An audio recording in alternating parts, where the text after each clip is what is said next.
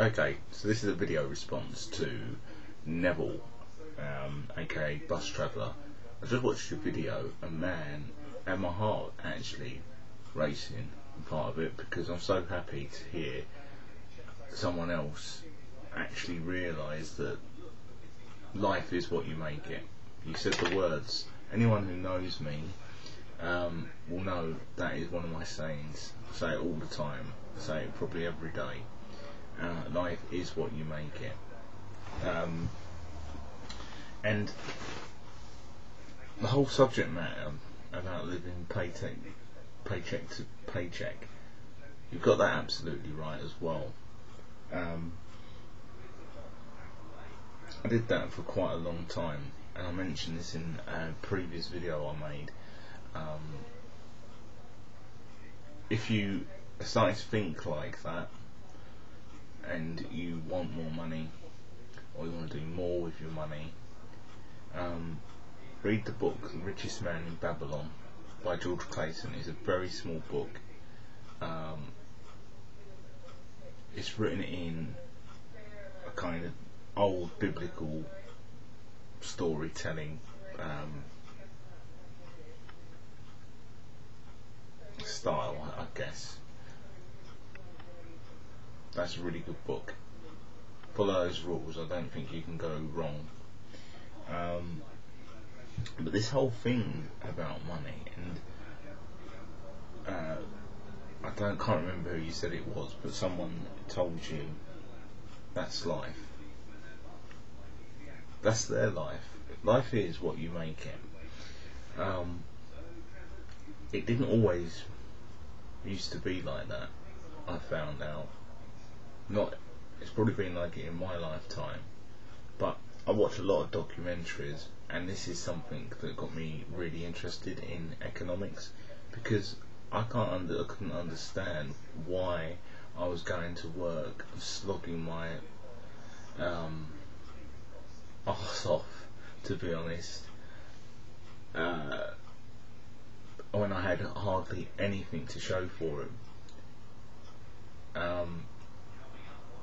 It led to a lot of problems in my life. Anything that I can think of in my life, any arguments that I've had, any stress or worries, comes down to money.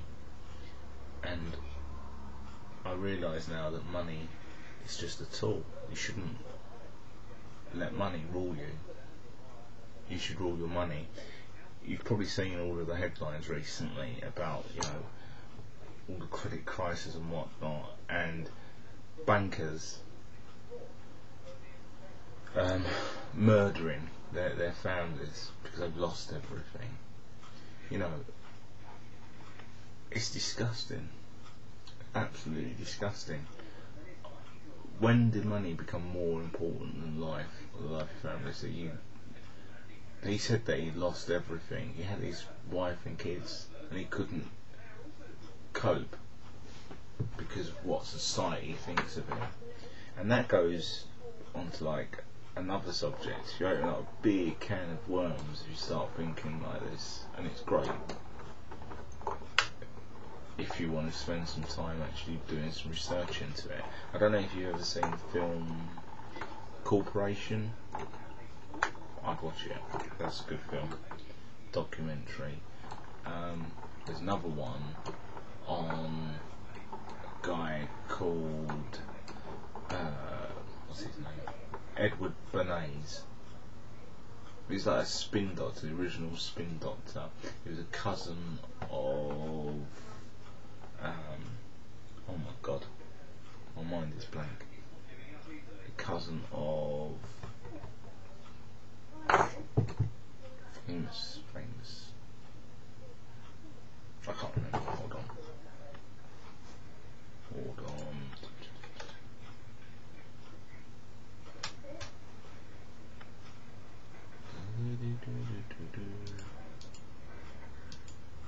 Sorry. Okay, he was the I think he's a cousin of Sigmund Freud, and he used Freud's work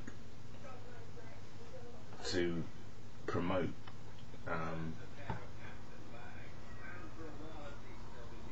well, I think he fueled consumerism, to be honest. If you get a chance, look up stuff on him. There was a really good documentary I recently watched. It was I think it was a Channel 4 series originally. It must be up here on YouTube. It was called, I've got it here actually. It was called The Century of Self, and that was a 4-part documentary. I think they're about an hour each program, but you may not want to watch. But again, if you're interested in how and why people think like this, watch it, because until then I don't think people did think. It connects into a lot of other different subjects. I'm doing what I normally do. My mind is racing, and you probably, I know you're an avid YouTuber yourself, and you've probably seen all these videos about the New World Order and the Illuminati and all of this type of thing. Now it ties in with that subject, but I personally don't think that there's a massive evil agenda where people actually sit around a boardroom and conduct this type of stuff. I don't. What I do believe is there's steps in place that have led us to it. But watch it, and you may kind of get what I'm coming at. Yeah, just needed to make a video response. Just saw the video.